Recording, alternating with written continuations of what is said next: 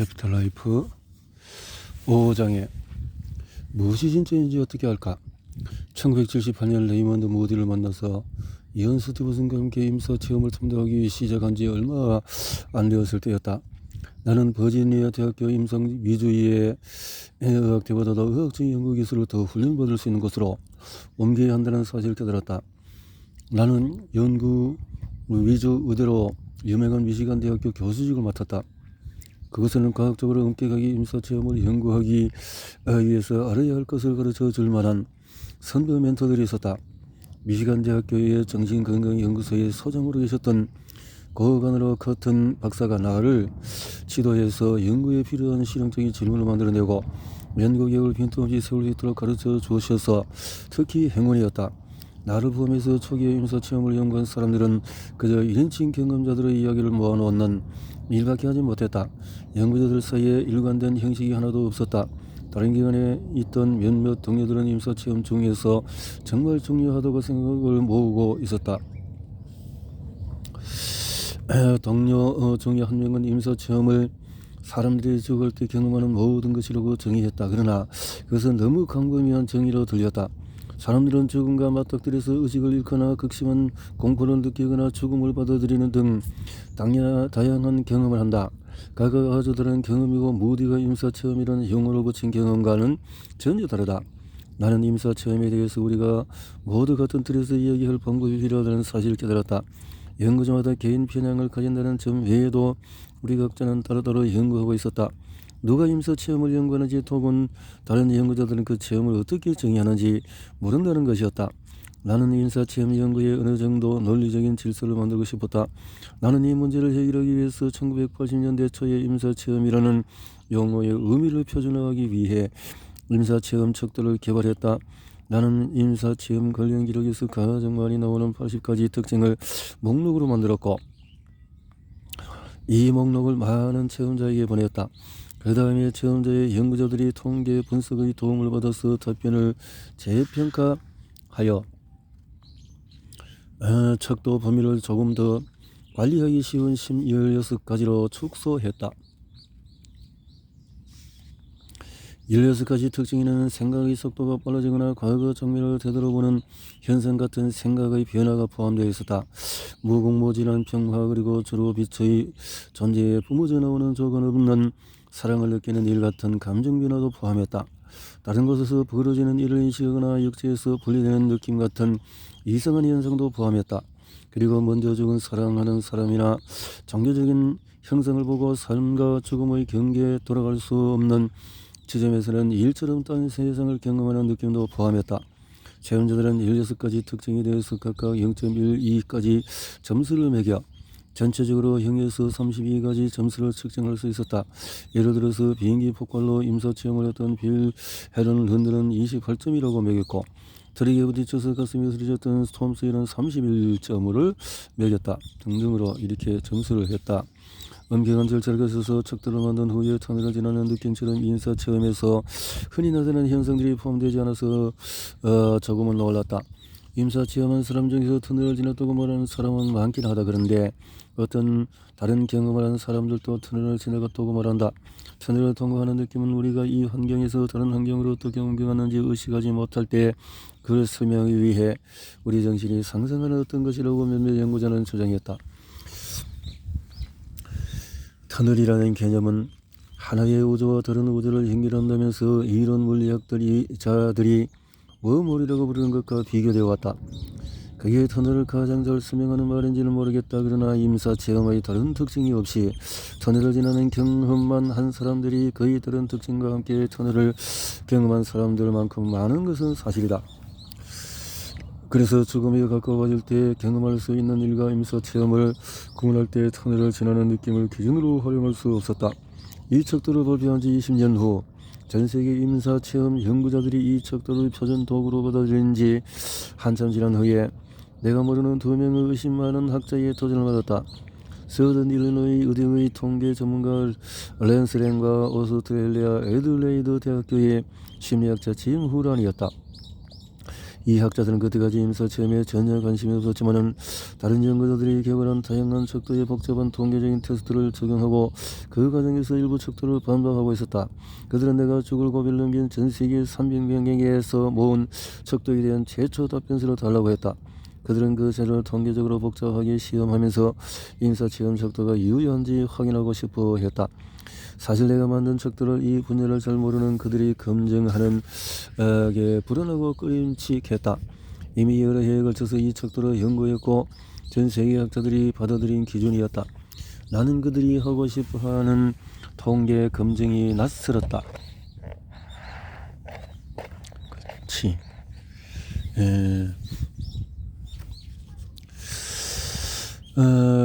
그게 좋은 방법인지 아닌지 내 척도가 그 검증을 통과할 수 있을지 없을지 몰랐다. 통과하지 못하면 되지. 그래서 임사체험에 대한 내 모든 연구에 의심을 생기면 과학자들에서 내 경력과 신뢰도가 훼손되지 않을까?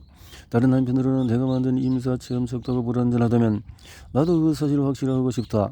내 자료를 받아서 내가 만든 척도를 제대로 시험해보게 되는 요구를 어떻게 거부할 수 있겠는가? 내가 정말 의심 많은 사람이라면 어떻게 다른 사람의 생각만 의심하고 내 생각은 의심하지 않을 수 있겠는가? 스스로 의심이 많다고 하면서 자신 신념의 의의를 제기할 수 있는 증거는 하나도 보이지 않으려는 학자들을 나도 정말 많이 만났다. 나는 자존심을 꺾고 내 자료를 검증하라고 내줄 수 있을까? 그것은 지적인 정직성이 필요한 일이었다. 진정한 회의자라면 해야 할 일이었다. 아버지가 아직 살아계시다면 그렇게 하기를 원하셨을 일이었다. 나는 임사체험 척도에 관한 모든 자료, 임사체험을 했던 수백 명의 답변서를 넘겼다. 그리고 렌스와 짐이 검증 결과를 알려주기를 기다렸다. 몇 달이 지난 동안에 나는 내 연구를 샅샅이 조작하게 한 결정을 꼭 씹으며 솔직히 후회하기도 했다. 그런 아침에 해가 뜰 때면 마땅히 해야 할 일이라는 사실을 깨달았다.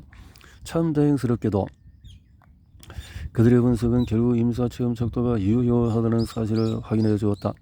그 척도가 남녀 연령 국적과 관계없이 일관되게 적용된다는 사실을 보여주었다. 임사체험한 지 몇 년이 흘렀어도 척도 점수는 달라지지 않았다. 나는 난도의 한숨을 크게 내쉬었다. 내가 만든 임사체험 척도가 임사체험과는 아무런 관련이 없을 뿐 아니라 임사체험을 부정하고 싶어 하는 회의주의자로부터도 신뢰성을 인정받은 셈이다. 나는 미시간 대학교에서 정신과 응급실장을 지내면서 저녁 시간과 주말에 가족과 시간을 보내지 않을 때면은 버지니아에 있는 이언 스티븐슨 교수와 하던 연구를 이어나갔다. 먼 거리에서 전화와 편지로 연락했다. 이메일은 커녕 개인용 컴퓨터가 나오기 훨씬 전이었다. 1979년 우리 연구는 중요한 시점에 이르렀다. 이 연구는 미국 의사협회지에 임사체험에 대한 짧은 논문을 발표했다. 최근에 수십 년 동안의 죽음에 대한 논문이 점점 많아지고 있지만은 사망 후에 우리 의식이 지속될지에 대한 질문은 아무도 하지 않고 있다고 우리는 꼬집었다. 임사체험이 사망 후에도 의식이 지속된다는 증거를 보여준다고는 주장하지 않았다. 그보다는 의식이 지속된다는 우리의 생각을 임사체험이 어느 정도 해명할 수 있다고 주장했다.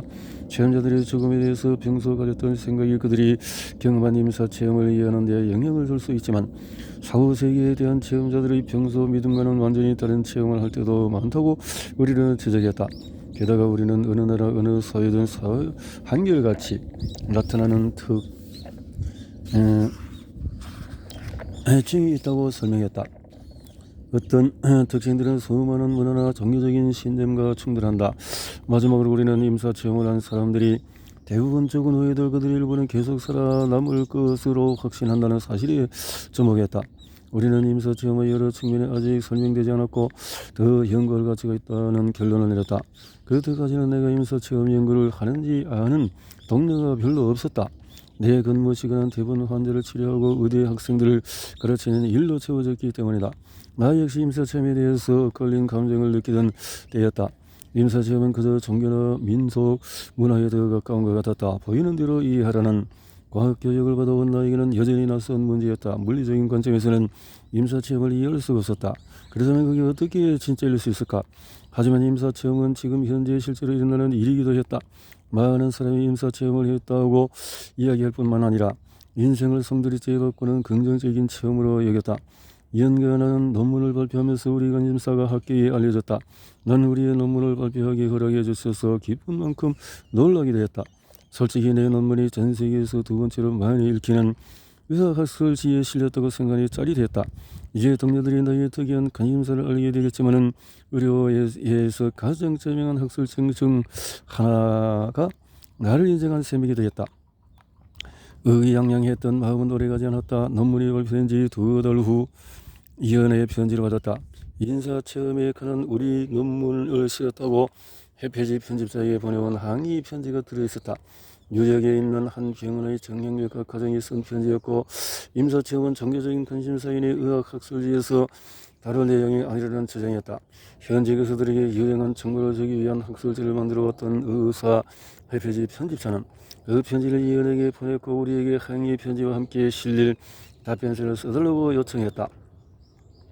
나는 이 편지에 겁을 먹었다. 감히 그물들과 같이 놀 수 있다고 생각했다고 혼쭐이 난 것이다. 내가 감당하기 어려운 일이라고 느꼈다.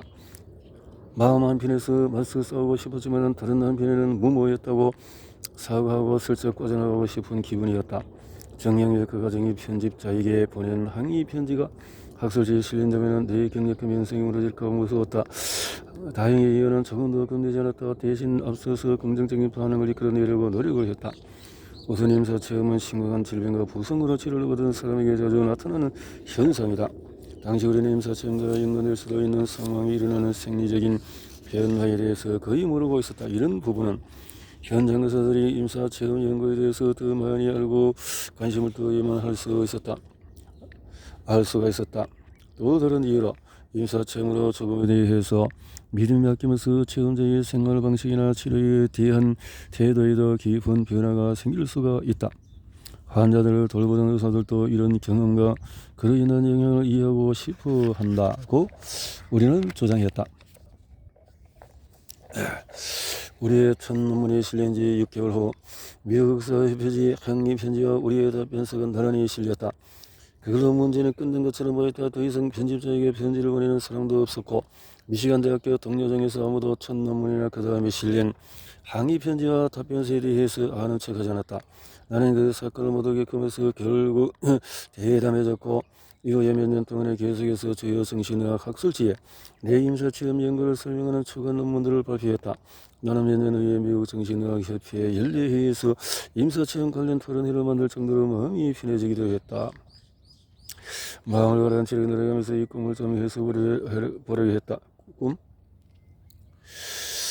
그저 꿈일 뿐이고 나는 실제로 심지에서 일어난 적이 없다는 사실을 잘 알았지만은 그래도 무시무시한 경험이었다. 나는 꿈이 왜 그렇게 무시무시했는지 이해하려고 머리를 쥐어짰다. 그리고 드디어 내 꿈이 멀리 너무 빨리 가지 말라고 경고하는 사실을 깨달았다. 팽창하는 내 몸이 흩어지지 않게 하려고 필사적으로 노력하는 것은 내 본래 모습을 잃어버릴까 두려워하는 마음의 반영이었다.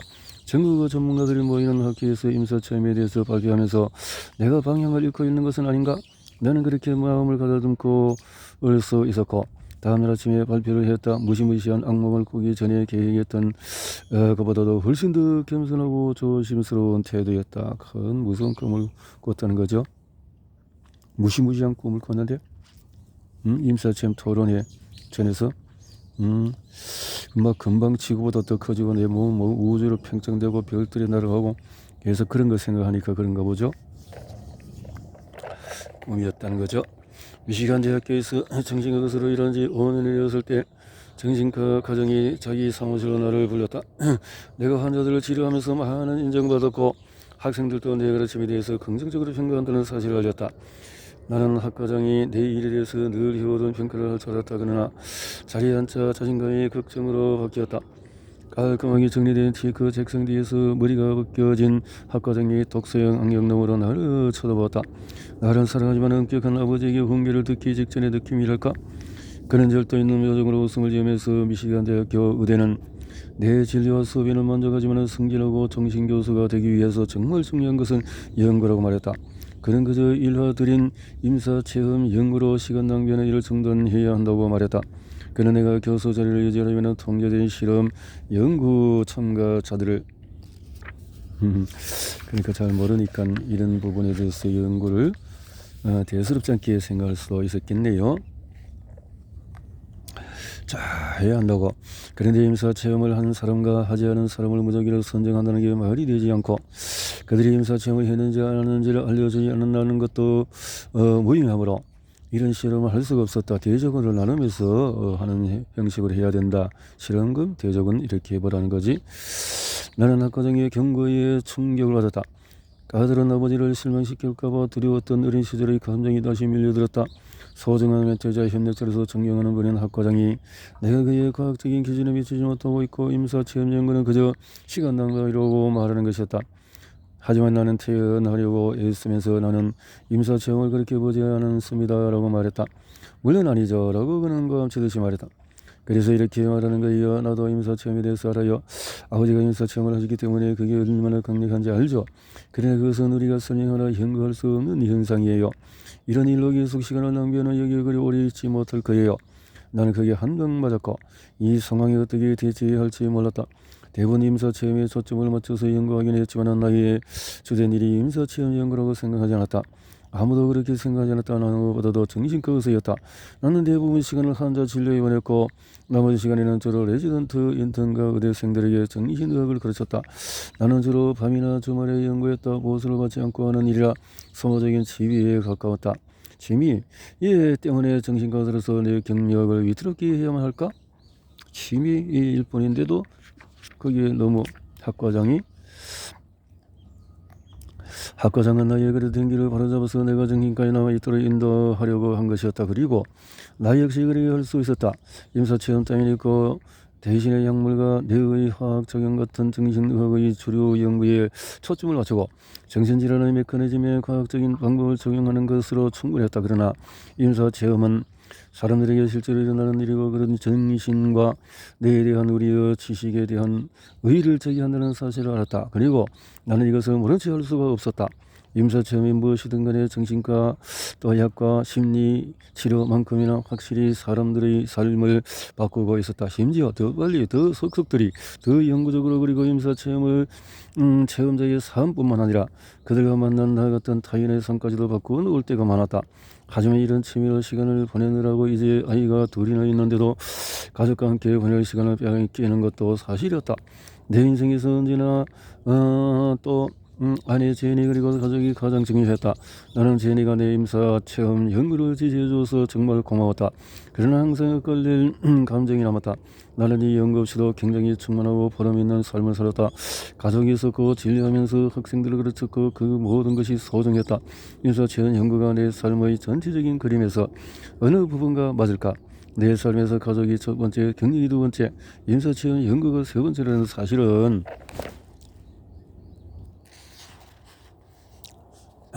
의심의 여지가 없었다. 나에게 임사체험 연구가 그렇게 중요했나? 더군다나 나는 임사체험을 연구하면서 보호를 받지 않았고 앞으로 받을 것 같지도 않았다. 학과장과 충돌하면서 이 모든 문제가 표면에 떠올랐고 이제 그 문제들과 정면으로 부딪혀야 했다. 내 자리를 지키고 싶으면 임사체험에 관한 관심을 포기해야 했다. 그런데 그게 정제하지 않은 느낌이었다.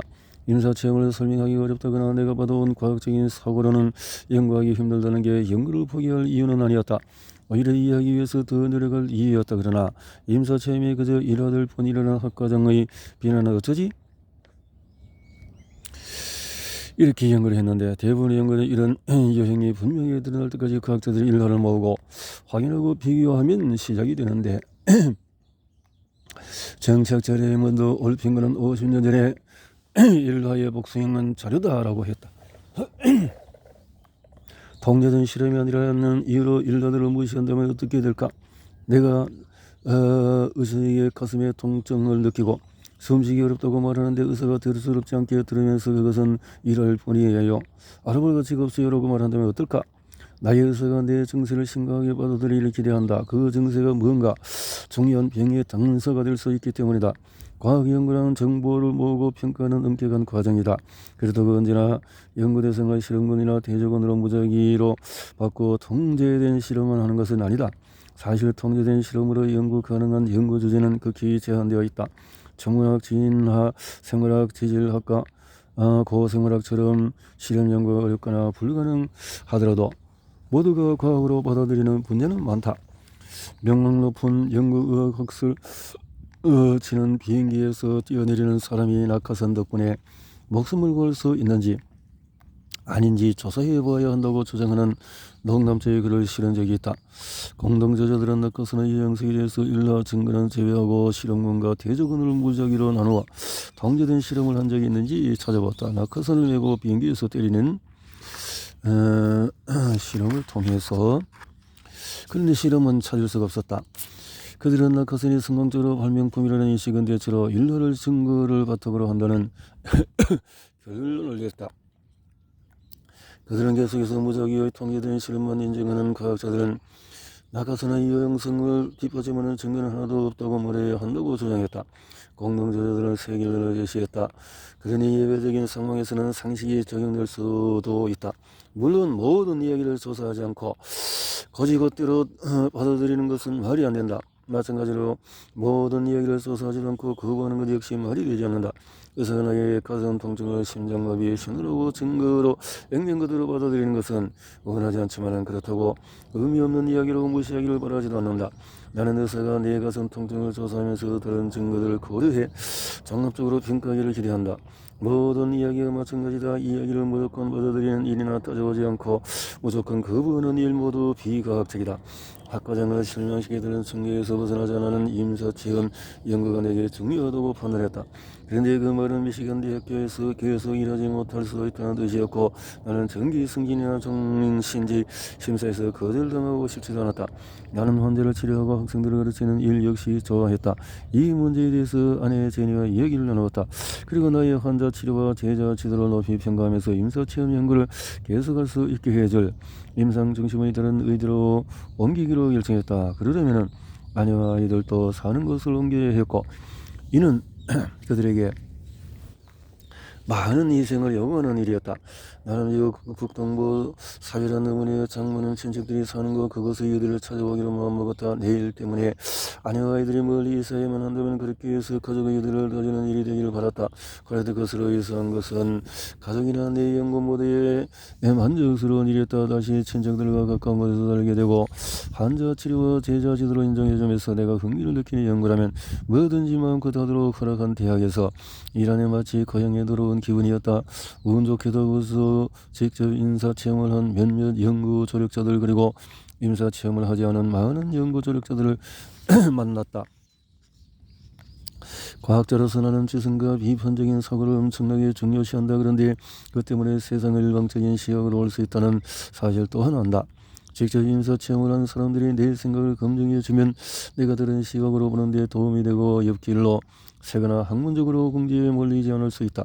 그리고 다른 한편에서 임사체험에 익숙하지 않은 사람들이 내 생각을 검토해주면 그런 이야기를 돌아보지 않은 사람들에게 이런 경험이 얼마나 놀랍게 들릴 수 있는지 계속 잊지 않을 수 있다. 임사체험을 연구하는 전 세계 연구자들이 기준으로 삼을 만한 임사체험 척도를 개발했을 때였지만 내가 중요한 요소들을 퍼뜨리고 있다는 사실을 알았다. 신중하게 개발한 과학적인 도구 방법을 활용해서 체계적인 연구를 하고 있지만 폭넓고 깊은 임사체험을 짧은 질문에 담긴 척도로 모두 이해하기는 어렵다는 사실을 알았다. 임사체험에 대한 중요한 정보들을 설문지로 많이 확보할 수 있지만 놓치는 부분 역시 많다. 임사체험자들의 풍부한 이야기를 짧은 대답의 설문지에 모두 담을 수는 없다. 임사체험 척도가 연구 목적을 위해서 도움이 되지만 내가 임사체험을 더 잘 이해하려면 이야기들을 더 깊이 들여다보아야 한다고 체험자들은 끊임없이 말했다.